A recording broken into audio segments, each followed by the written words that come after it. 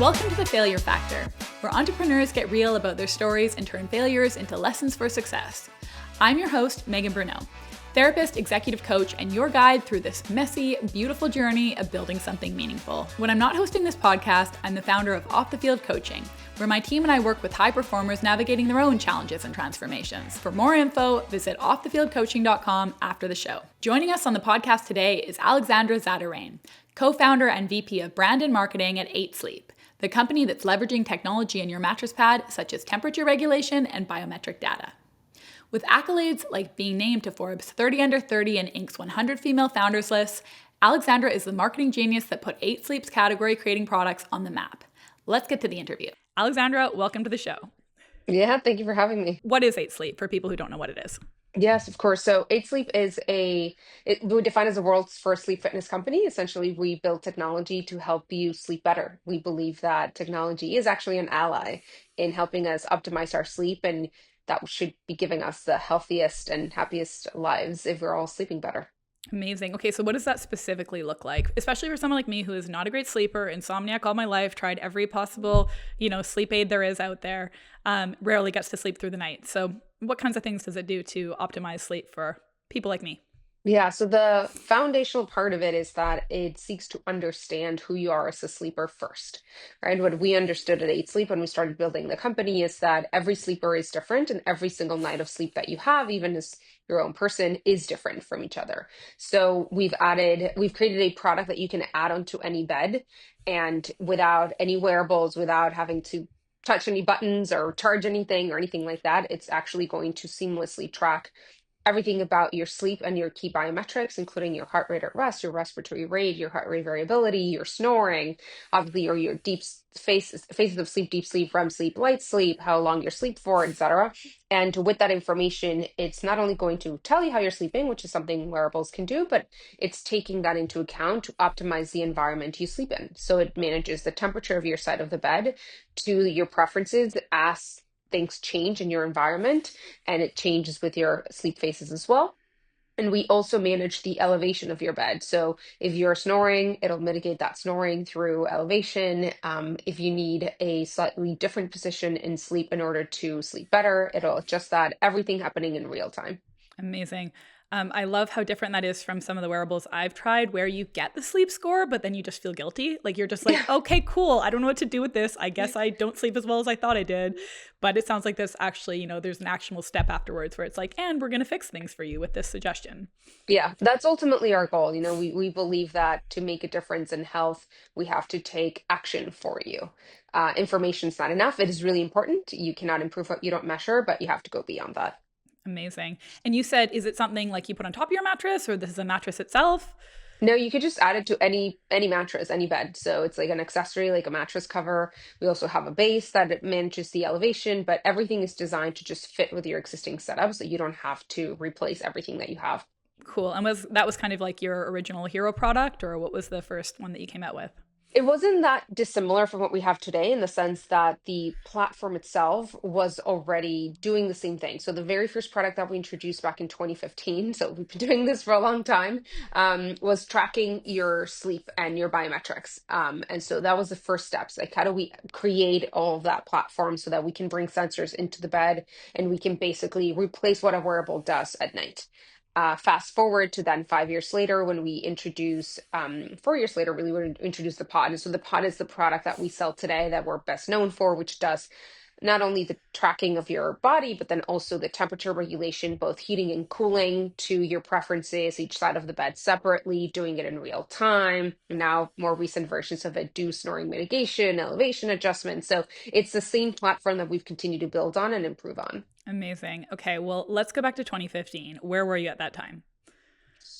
So we started the company in 2014. And so I was a 24-year-old or something like that, very naive, who thought, well, this sounds like an amazing idea. And I like my co-founders. I think they're smart. I think we're all passionate. Let me just jump in and like, do this thing that's called entrepreneurship. Before that, I was working at a financial technology company in New York. So I was in a very different field.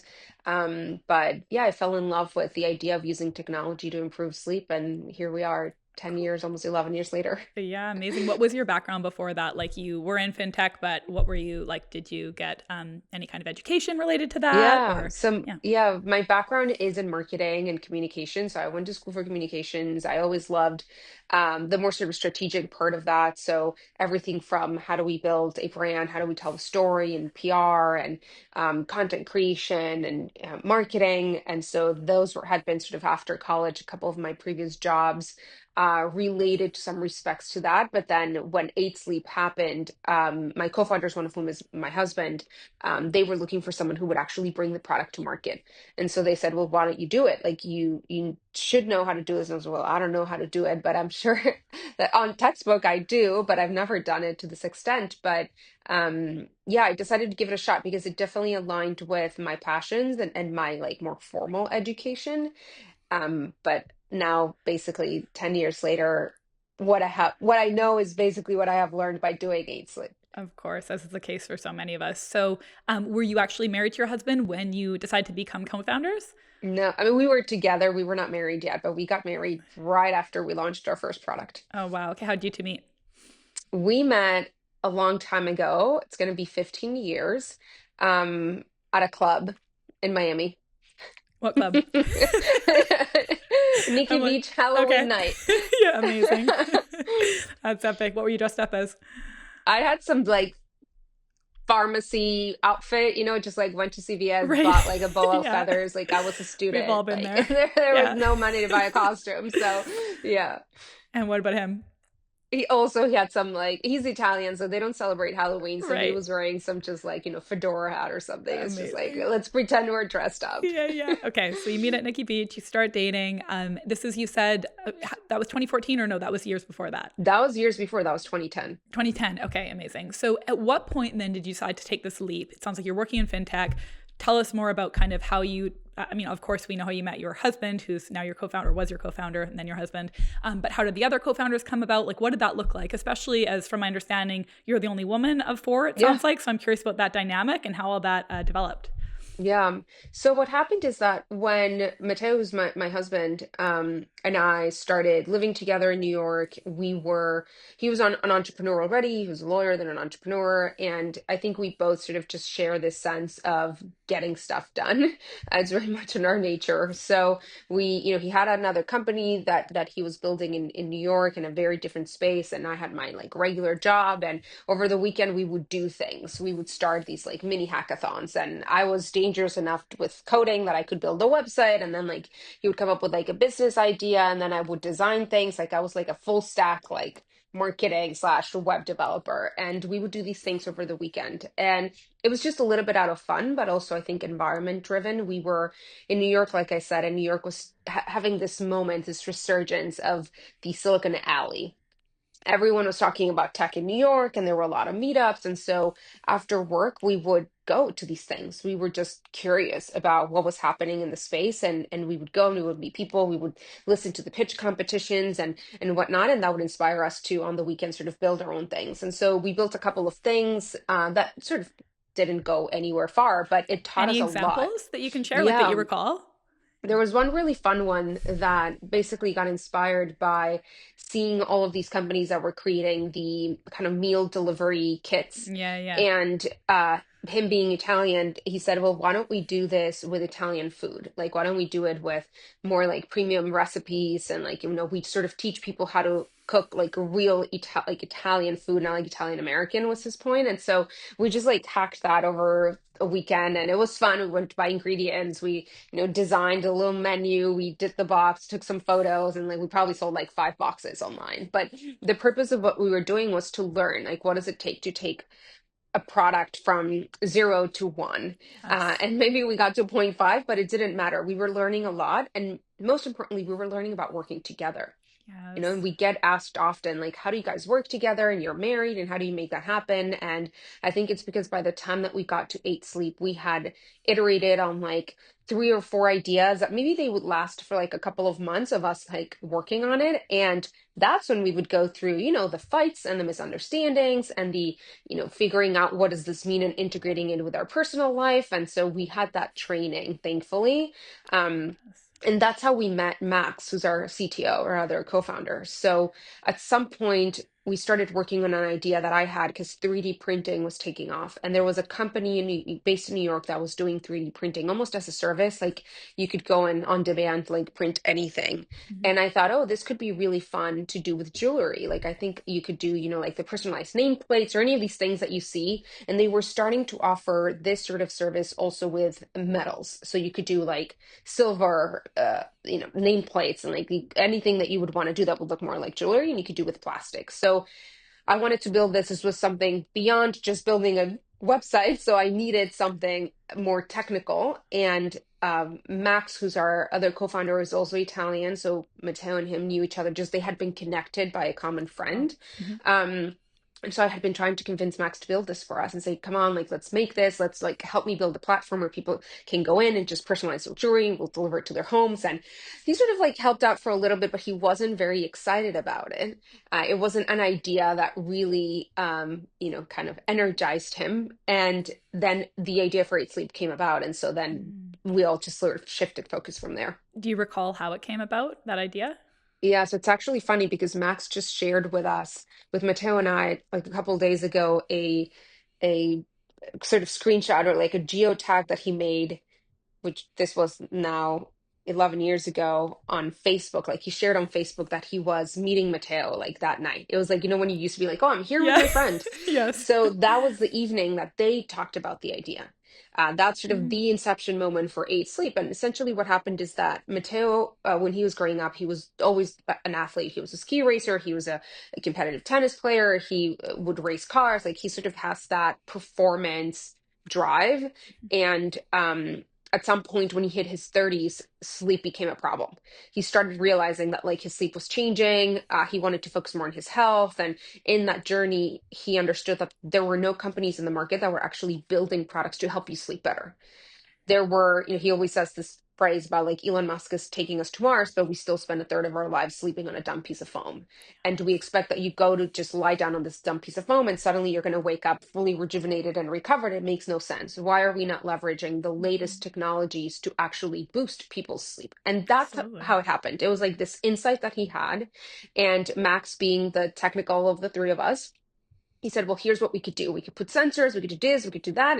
And so he sort of came up with the architecture of what even just the same foundational architecture we use today for the product. And they both were entrepreneurs. Max had companies and sort of more the world of big data, and he had just sold his company. So he was vesting at his new employer and the stars aligned. And so then he's like, you know what, let me just like build something at home in San Francisco and like see where it goes if we show it to a few people. So Max was just like, I'm just going to build this. I'm going to put this together. And again, of course, I've read up a bit on Eat Sleep and I understand there's like heating and cooling. And like, it's not Yeah. just like, you just like throw something on a mattress cover, right? So like, how did he build this in San Francisco? Yeah, so he took components like what you call off the shelves. It's like whatever you can find that is already available. It may not be perfect, it may not look like the final product that you have, but it really the idea is to test just a very basic prototype of if this product was to do X, what would people say? Would they like it? Would they not like it? So he Mm-hmm. put that together, and then like a couple of months later, him and Mateo in San Francisco hosted a pajama party. And that's another big milestone in our history because that was the first time that they showed this prototype to some friends. Me on the side, I wasn't really fully involved yet, but Mm-hmm. being like Mateo's girlfriend at the time, he's like, oh, can you help me There. like put together some presentation with like a cute logo or something to explain the product? I did that. And then they had this pajama party. They show it to some friends and it was a really positive reaction.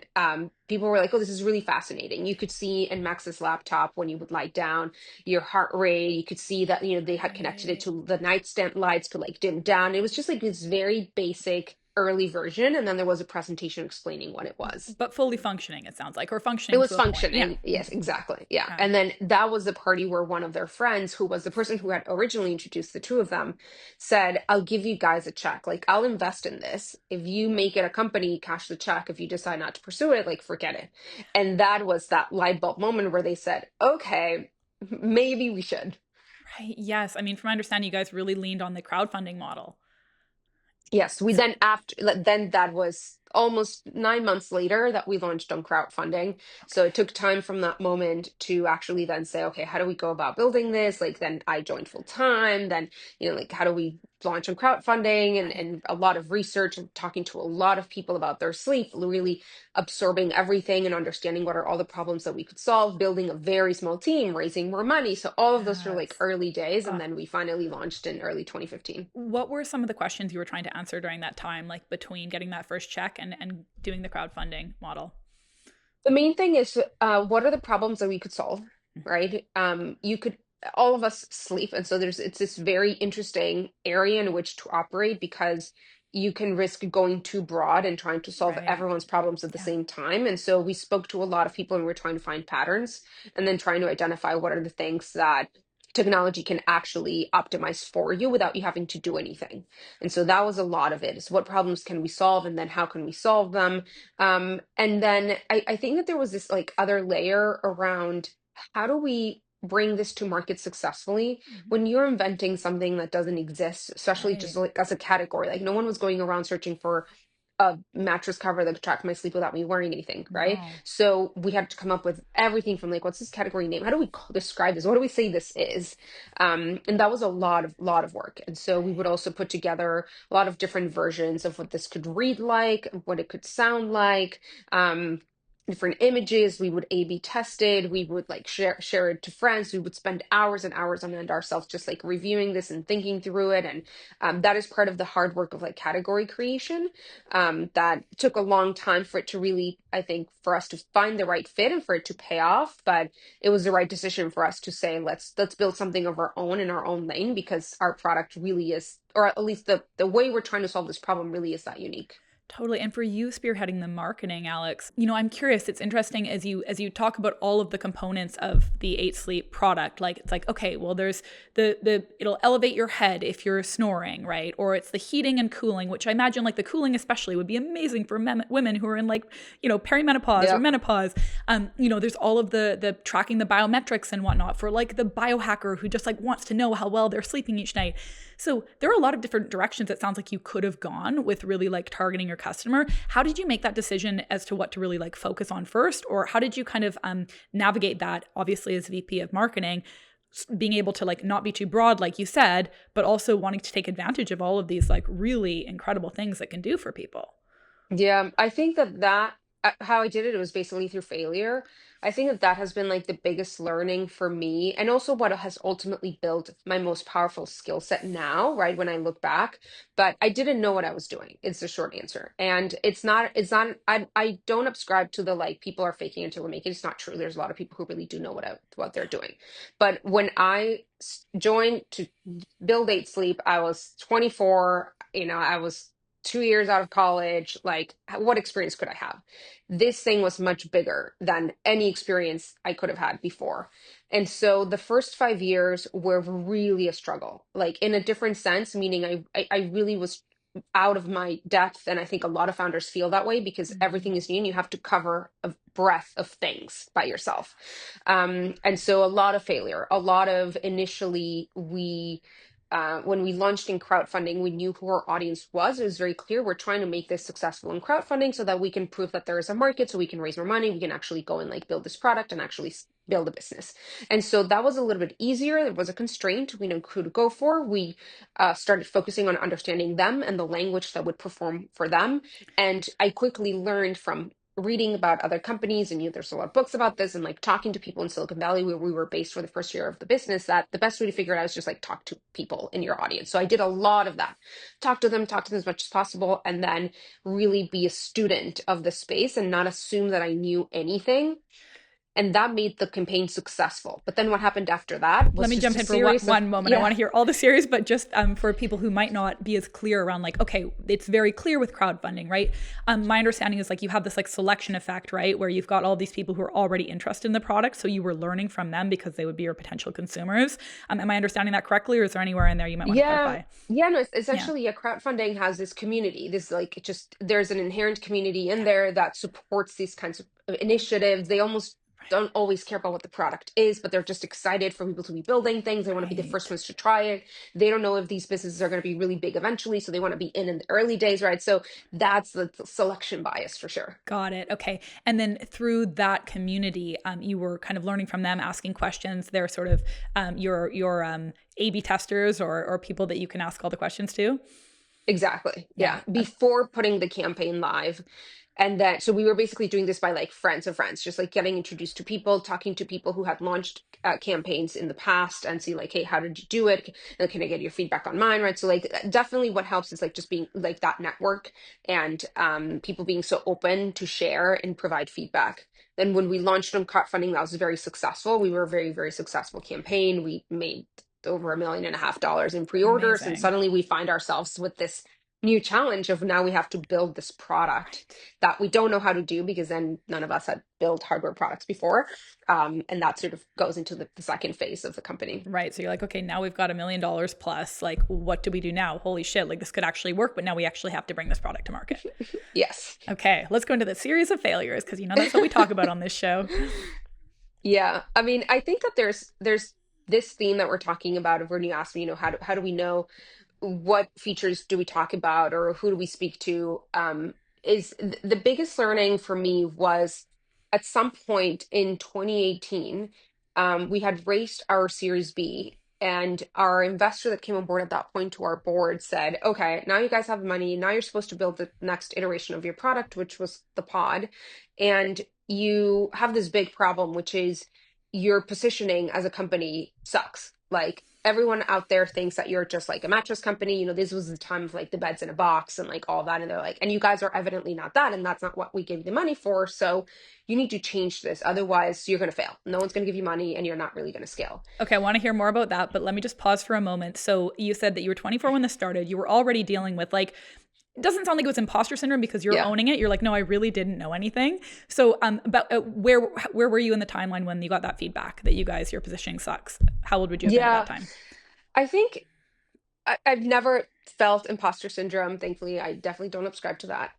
But I think that I had learned so much between 2015 and this moment in 20 end of 2017 that I was very humbled. I had been humbled by the journey, and I had understood that as much as I may have been the person within our founding team that knew the most about the topic, I wasn't the person in the world that knew the most about it, Right. right? Yes. And so that sort of positioning yourself relative to had happened in those years in between with a lot of difficult conversations, a lot of realizations. Why? Because things were not working. And Right. so when the results aren't coming, you can't pretend, or I couldn't pretend to myself and tell to myself that I knew what I was doing if the results weren't looking the way that we wanted them to. How did So you by the know? How did you know, like in that moment? Because I think a lot of people might be like, oh, maybe it's the product, right? If things aren't working, like Mhm. the question is it the product or is it the marketing, right? And of course, there might be Yeah, other things like the price or whatever. But like, okay, how did you decide? All right, I think it's because we haven't marketed this properly, or the positioning isn't right, as opposed to one of those other questions. it can be both, and I always think there is a balance of both because it is much easier. And I always tell our team and our executive teams, like, if you give me a great product, of course my job's going to be easier, right? But Yes. I also believe, and particularly as a founder, it is a big part of my job to bring in the insights that will help develop a best product. So a lot of what happened in those first, say, 4 years was these very hard conversations with Matteo, who was my boss as the CEO, but also my husband, on Yeah. like no victim, no like victimization, no blaming, like there's no space for that. And so what are you doing as an individual in a team, and most importantly, as a founder in a team, to figure this out. If the problem is Mhm. the product, then just go figure it out. If the Right. problem is the marketing, go figure it out. And so that I think that toughened me up a lot. And by the time that that investor brought that up, it was another big humbling moment, but I think I was better prepared to handle it. Yeah. So how did you handle it? Well, first of all, he said this thing about your positioning is wrong, and I didn't even know what positioning was. And so then you realize that, okay, you may go to school to like learn all these things on textbook, but there are many things you have yet to learn. And it was this huge like aha moment where I'm like, well, I don't even know what he's talking about, but I'm supposed to know what he's talking Right. about. So there's something going on here. If only And so what ChatGPT has was around then, right? Go just like quick no, ask. Yeah. ChatGPT, exactly. Yeah. Now, what happened is that I've when I look back, as I think I've in these moments, I've always become sort of the student. I flip it, and I think it's become so much easier to handle those moments that you could take very personally, to say, you know what, let me take this as an opportunity to learn. Yes. And so sometimes life works in funny ways because maybe a couple of months before that, there had been another company that was backed by the same venture capital firm had reached out to me randomly. They were looking for founders to give them feedback on what they were building. And they took me through a deck, which was a repositioning deck that they had worked on with an expert, like a consultant. And they had shown me this work and they had made me a lot of questions. So just like the same stories I was saying that we did back in 2015 when we were talking to people, we were asking them questions about their Right. sleep, right? Right. This that's why Silicon Valley works that way. It sort of pays off and pays back. When they did that exercise with me, I just gave them feedback, closed my computer, never heard from them again. But when the comment from the investor came through, I said, I know who I'm going to reach out to. I'm going to reach out to those guys who showed me their positioning deck, and I'm going to ask them everything that I don't know about positioning. Why Yes. did they do this? What are they expecting from it? Who are they working with? How much did it cost them? Like everything, everything, everything. And that was enough to put me on the right path of how do we solve this problem? And it's a problem that my team was expecting me to solve. Okay, so it sounds like again you were humbled, but also like you didn't have the reaction that might be like, "Wait, I'm the expert here. I know more than you do," right? Which a lot of people have in those situations. So instead, you were Yeah. like, "Okay, they're right. I've got to figure out what this means. Let me go do the research and find the answers here." What do you think it is about you, Alex, that allows for you to like receive that type of feedback in that way and have that response? That's sort of the like beginner's mind, humbled, okay, yeah, I'm not the expert here. I'm going to go figure it out. I have the resources to do that, as opposed to maybe getting defensive, having a bit more of like a narcissistic response, which oftentimes people have in those moments. Why do you think that you responded in that way? I think it's because I had not had that response in other times, right? So Yeah. those sort of years in between when things aren't looking good and maybe, your boss is like, hey, like this is numbers not working or why are we not growing more? I wasn't always like this. Like it wasn't always that same response, but just from those like punches in the face, you have to learn to adjust and build a new way to approach things. I do believe, and Matteo and I talk often about this, about how our relationship, both at work but then in personal life, is sort of like a superpower. Because ultimately, I think if I would have had a different manager, because he is my manager, I wouldn't have grown as much as I have because he knows me so well. He's my husband, right? Yeah. And so in those difficult years when I would almost be ready to give up, I would be so challenged by what I was doing and so out of my depth and feel so stretched beyond like what I felt were my capabilities that I would really be like, I don't want this anymore. And I don't want to do this anymore because it's so uncomfortable. And he knew that he could push me more and he knew that I was capable of more than I thought I was.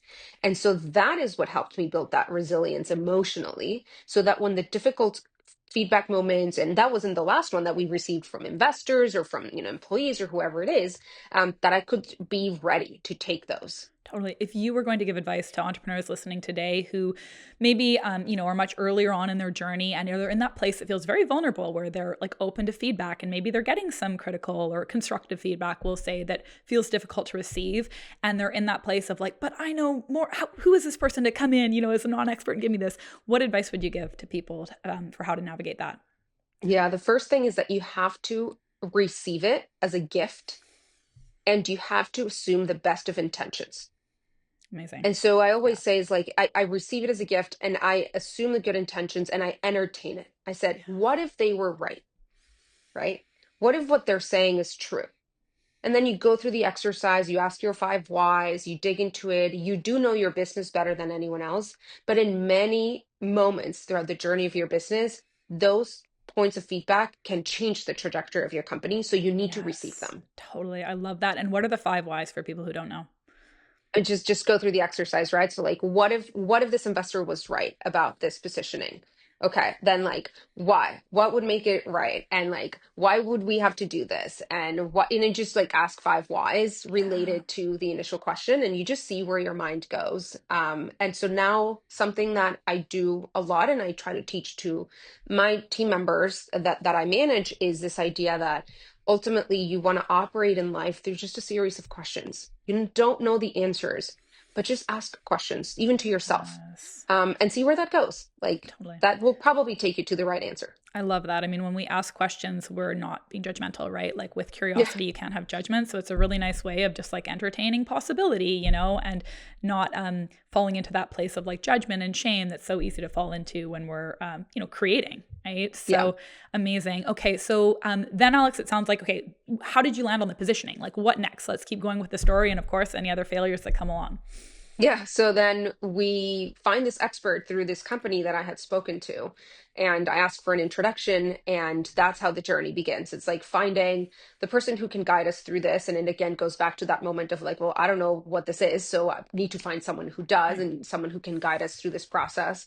And I would say that exercise that we did at the time. To reposition the brand, which is the brand that everyone can see today about Eight Sleep, was one of the most, if not, I would say the most critical things we ever did for the company to succeed.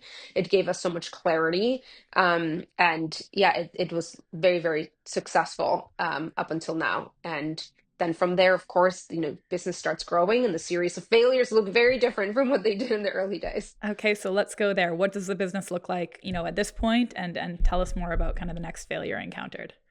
Yeah, I mean, now the business is in a very different position. We're like at a growth stage of the company. It's all about just like growing our revenue, growing our footprint, getting more members to use our products, improving their sleep in other ways. So the way we think about it is so different, which also means that I feel constantly challenged again, right? Like it's Totally. it's like you're the snake, and every year you're just peeling off your skin, and you got to have a different skin, and you have to be ready for new challenges. So I think in the last 5 years, the challenges, now 6 years since we launched the pod, is the challenges have been more focused, I would say, on team building, which Mm, I think aside from the emotional journey and sort of how you need to change and mature as an individual, managing people is so hard and so emotionally taxing, both in good and bad as well. It's also the most rewarding part, but it is difficult. And I think that the bigger failures I can think of there are in moments when you either let your team down by not bringing in better individuals, right? It's like a sports team. And mm, so you may have great shooters, but then you don't have the defense guard or whatever they're called, right? It's like, okay, well, those shooters may try to do their best job, but like if you don't put the other person, the best person in that other spot, they're going to fail as a team. right. And that happens a lot of times because what I've identified to be my weakest point is that aversion for conflict. I really Yes. don't like to confront people, and I don't want conflict, which could make working with me very easy. But when you're scaling an organization, you have to be able to get through that and see conflict as just a moment that will challenge you, but you'll be fine once you're on the other side. Totally. Do you recall a time, Alex, and you don't have to give like the specifics, obviously, for the confidentiality of your team and whatnot, but like, do you recall kind of like a time or a theme where that became very clear to you and you were like, oh shit, I'm really afraid of conflict and it's getting in my way? Yes, there are many times. I think it generally happens when maybe someone is not performing very strongly, and I may have let that drag for way too long, and maybe instead of having that initial conversation with them, as soon as I identified that they were not the strongest piece in the puzzle, and they were, getting not the best comments from other individuals in the team, I would just sort of let that drag and be like, oh no, maybe I'll just give them a soft feedback, or, I'll see if they improve. And ultimately, what happens with that is not only that you hurt the team, of course, but you also hurt that person because you don't give them a shot to prove themselves. Maybe they Totally. didn't know that they were not hitting the expectation. Maybe the expectation wasn't clear. And that really sucks, right? When then ultimately you have to make a harder call, maybe you have to part ways with them. And by then it just feels like it's escalated into something much bigger because they feel blindsided. And so after a couple of times that happened to me, I said, you know what, I never again want to feel this way, because it just feels worse than being direct and just telling them how things are going the moment that I think about it, or the moment that I get a piece of feedback from someone else in the team. Yes, exactly. It can be actually quite enabling, right? If we don't, have those difficult conversations. And I always like to talk about like the yin and yang of compassion, like the masculine and the feminine. I mean, oftentimes we think of compassion as just being that yin soft side that's like forgiveness and tolerance and patience and empathy and sympathy and all of that. But it's like, oh no, the yang of compassion is about like expectations and respect and autonomy and growth and like boundaries and all of those sorts of things. So it sounds like for you, like really standing more in that like yang side, which makes sense because so many of us have a lot of resistance around that, but that's been kind of your growth point. Yeah. Yeah, definitely. For you, Alex, do you recall like oftentimes like that avoidance of conflict, it's made sense at one point or it's been productive, or like maybe growing up, like we didn't witness conflict in our family, or maybe there was too much conflict or whatever it was. So do you know, like for you, whether it's culturally or what you grew up with, whatever you're willing to share, like how do you make sense of that fear of conflict for you? Yeah, I definitely think there's part of it cultural. I grew up in Mexico. I'm from Mexico. So I do think like the dynamics of how women are raised there are a little bit different, and what a good woman is perceived to be. And you're motherly and you're pleasing and you sacrifice for your family. And I definitely never fit that mold. I've always been, a bit more maybe ambitious and career oriented and very driven and very clear on my objectives and hardworking and disciplined. And so maybe I had more of that yang when I was growing up. And so Yeah. I felt like when I started um, managing people, that I had to balance that. I was very aware that when I was growing up, I was like boss, like, the typical term that you hear, which is like as a millennial, you grow up and like if a woman was very strong, they were called bossy. I was definitely called bossy. Me too. And I liked it when I was growing up. And then at Yeah. some point when you're older, you realize like, oh, maybe that bossy's going to fire back. And so let me tame it down. Let me be like very nice. Let me be very accommodating. And that's when my avoidance of conflict really started surfacing. It was like later on in life when I felt like I was afraid to, at that point, sort of be perceived negatively. And it damages obviously your performance, especially as a manager. And like you said, it can hurt people if you're just enabling them. Totally. And I would imagine also, like, even in the early stages, you, especially with three male co-founders, right? Like, did you have times where it felt like it was hard to have your voice heard, or you didn't want to necessarily like speak up for fear of seeming aggressive? It's so interesting because it doesn't happen with my co-founders. And I think it's because we really have such a good relationship. And actually, they would say, like, they call me the soldier, Yeah. Oh, great. because Yeah. they actually know, like, I'm very strong. They know my Mhm. strengths and Mhm. they want those strengths, right? That's why they asked me to join them.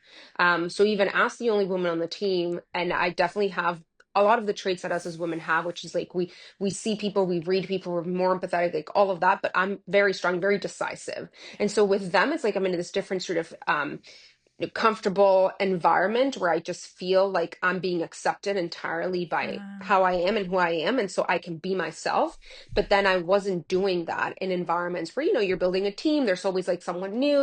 And you feel like you have to tiptoe around and you have to just like fit in. And, you read all these things about like what people think about their managers. And so you're just adding all Totally. of this weight instead of finding a way to become the best version you can be of a leader, while improving yourself and everything. But you also need to be able to lean on your who you are and be like Totally. authentic to your own strengths. And I actually think that leads to much better team management than trying to be like the textbook version of it. Absolutely. So have you developed at all like a formula for yourself, or how you navigate those times where it's like, okay, um, this person clearly isn't performing, or there's an area where I do need to hold them to a higher standard. There's a part of you that naturally wants to just like hide away and be soft and like, okay, we'll just, find all the reasons as to why we should allow them to do this a little bit longer. But then there's another part that's like, no, we know this is not going to be helpful in the long run.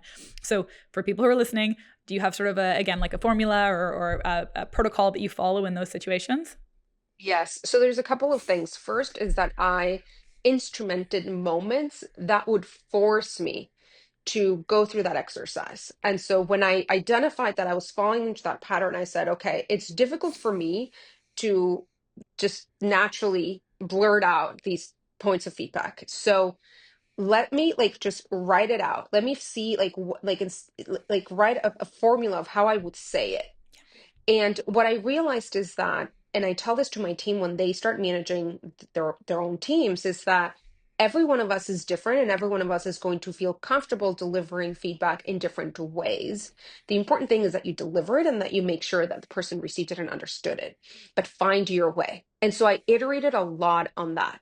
And what I found is that to me, what helps me take the right action is by just as much as I perceive feedback as a gift when I receive it, to think of this as a gift that I'm giving to them Mm-hmm. and to almost frame it in my brain as a gift. So if I want to make John Doe this gift of this moment of feedback for something that I saw that they didn't do well, how would I give it to them if I was making them this gift? What would I say? I would probably be much more detailed.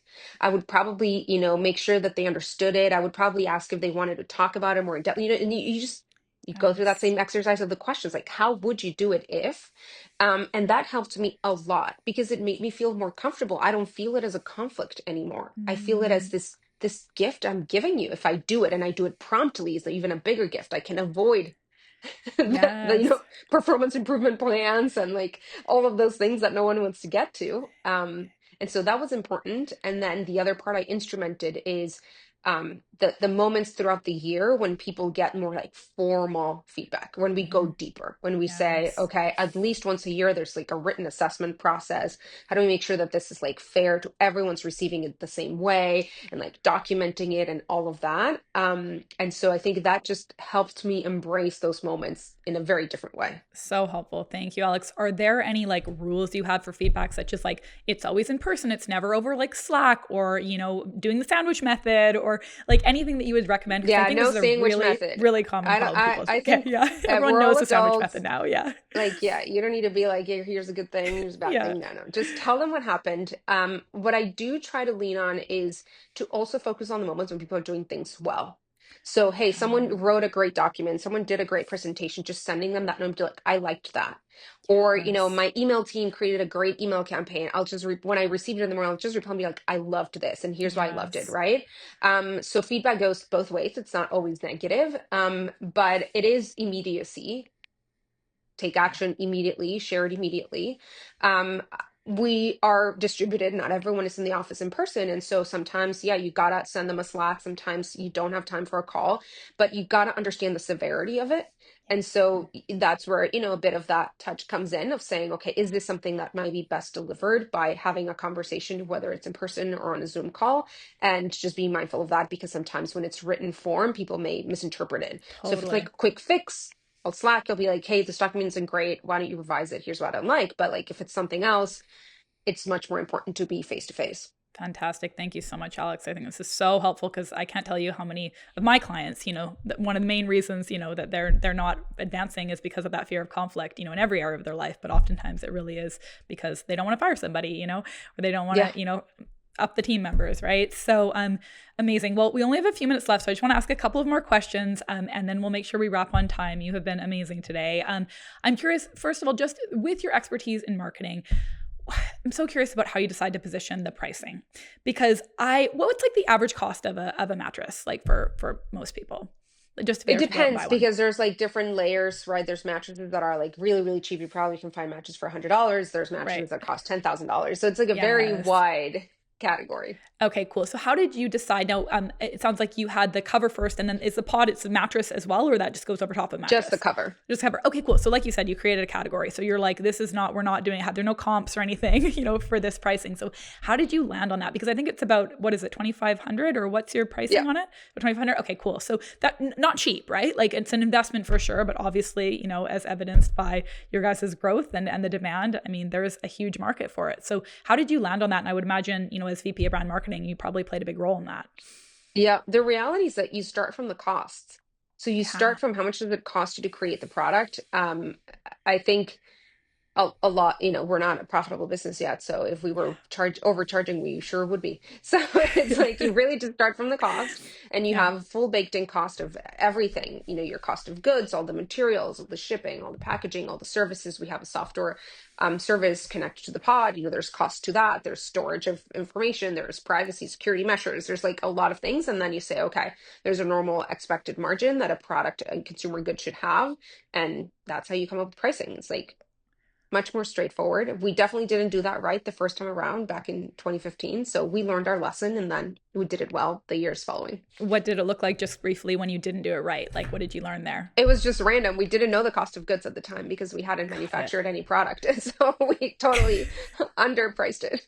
Got it. Okay, cool. So if you had any advice for people, that would be like, let's really make sure you know the cost of goods before you decide to price this. Because I imagine it's tough sometimes for people to go from like a lower price to a higher price for something like that. 100%. Yeah. Amazing. Okay, great. And, in terms of where you guys are now, I mean, you've grown so much. It sounds like there's just so much to be excited about. There's still many challenges. What's like a current challenge that you guys are navigating right now that you're open to share? Yeah, I think it's how do you scale the business across multiple dimensions? We have opened up in a lot of different markets globally. We're opening more this year. And so, what does investment look like in those? Where do we lean in? How do we grow them? Same for audiences. Like, how do we go from the audience that we speak to today to being a more mass market and like globally iconic company? That's another journey. And then introducing new products. Like, we introduce new products every year. This year, we'll be introducing several new products, both hardware and software. So, another layer of complexity. And so it's just sort of the business is growing more as a matrix. And that brings challenges that are different from where we've been until now, which is more one product, one big market. Totally. What if you were going to kind of name those challenges or a major challenge in one sentence, what would you make it? It's complexity. It's increasing significantly in complexity. And what's that like for you? Where does that challenge you, or what are the sticky spots for you personally? Yeah, I would say is you need to think about the team that you have to build or grow your team to be ready, not for where you are today, but where you'll be or need to be in 2 years, right? So when you are earlier on as a startup, you are just trying to survive. And so you're not thinking long term, right? You don't know if you're going to be around a year from now. So there's no time for like long-term planning. You don't think that way. You're just saying like, how are we going to make to the end of the month, at the end of the quarter, the end of the year? At the stage that we're in, you're not thinking that way. It's your responsibility as an executive to think a little bit more long term while executing very much at a high pace in the short term, right? So you don't yet go all the way into the big Fortune 500 companies that are doing, planning their Black Friday sale of 2 years from now. Right. And you're not there yet, but you still need to think around in certain areas of the business long term enough so that you can be successful in 2 years from now and not just successful this quarter. Because a lot of these things take longer time now as a bigger organization. And so now we talk about the product roadmap of what are we going to ship in 2026, and the work starts now. Maybe in other areas of the business, you're not that far ahead. And so you're sort of, it feels uncomfortable in that sense because the way that you plan and you do strategy is different from the first 10 years of the company. And this probably started happening since like 2 years now, but I think this year we feel it very strongly. Yes. And it sounds like those are new muscles for you. Like that's not something you've historically done. Correct. Yeah. Again, there may not be too many listeners who are at that stage, but for anyone who is, what do you recommend, or any advice or suggestions for navigating that stage of the business? You go back to the questions. Like Matteo and I we were just talking about this weekend, and I was expressing to him is like, why? What is the way in which you as a CEO need to spend your time in order for this to succeed? Which are the things that, the initiatives that you should be involved in? And then he'll make the same questions, right? But it's just not being afraid to change the way in which you've done things in the past, even if you've been successful, are not going to always, be the ones that you need to do to get to the next stage of success. Yeah, that just sounds like such a theme for you, Alex, that I just admire so much. It really, I think I could encapsulate it in the word humility, right? Like not being afraid to change, not being afraid to be wrong. That feels like such a theme for our episode today. But before we go, I do want to offer that question back to you. You have had such a journey as someone who started this company at 24. Sounds like you didn't have a ton of experience. Again, didn't know what brand positioning was as you were the VP of brand or, a co-founder and whatnot. You've learned so much along the way. For anyone who might be in that position right now and thinking I don't know enough, I'm not an expert, I have to learn all these things before I get started, any advice you might have for entrepreneurs who are just in those earlier stages and maybe are lacking in that confidence or that knowledge or trust? Yeah, I think that if you're passionate about what you're doing, don't focus on what you don't know. Just focus on how you can get to learn about that topic. And the world is so different now, even just from 10, 11 years ago, where there are podcasts about every topic. There are YouTube Totally. videos about every topic. There's books and audiobooks and so many people talking about how they went through this and Yes. just go out there and learn about it. Don't get paralyzed by the learning because Yes. there's also you can get stuck in just reading and reading and listening and dreaming that one day you're going to take the action, but you need to be smart about how you just absorb from the best minds out there as quickly as possible and then apply it. And second to that, and I was just talking to a founder who's in an earlier stage of building her business last week, and I was telling her, it's like, don't be afraid to fail. Like, ultimately, I think a lot of us are afraid to fail. And you got to free yourself from that and go ahead, try it. And it's fine if you fail. It is totally fine. You will be fine. You will survive. Yes. Oh, that's the most epic advice for this podcast. One more question on that. How do you prevent yourself from being afraid of failure? Like what, again, strategies, ways of relating to yourself, support systems, just anything that you would say like, okay, in order, the formula for not being afraid to fail or for at least doing things alongside that fear anyway is what?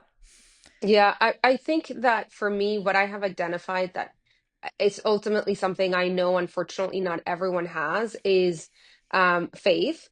I grew up with that. I've strengthened it over the years. And second is a loving family. Like I think again, not everyone has that. Maybe it's a family you create for yourself, but I know that my parents, my siblings, my cousins, my best friends from childhood, they don't care if Eight Sleep had Yes. failed or if it is where it is. And I think having that gives me this confidence to go out there in the world and give it my best. But I know that my value is not connected to my success on business. And I do think I'm extremely grateful for that. I mean, those are such wise words, excuse me. I mean, so many entrepreneurs, they put all of their identity and all of their self-worth into whatever they're creating. And then, of course, they're terrified of failure. But if we diversify that self-worth, whatever that looks like, and then also have a community, whether it is, yeah, family or friends, a community that we build that loves us no matter what. And it's like, hey, we celebrate if you win, but also if you lose, we still love you. It doesn't really matter to us, Exactly. right? Like,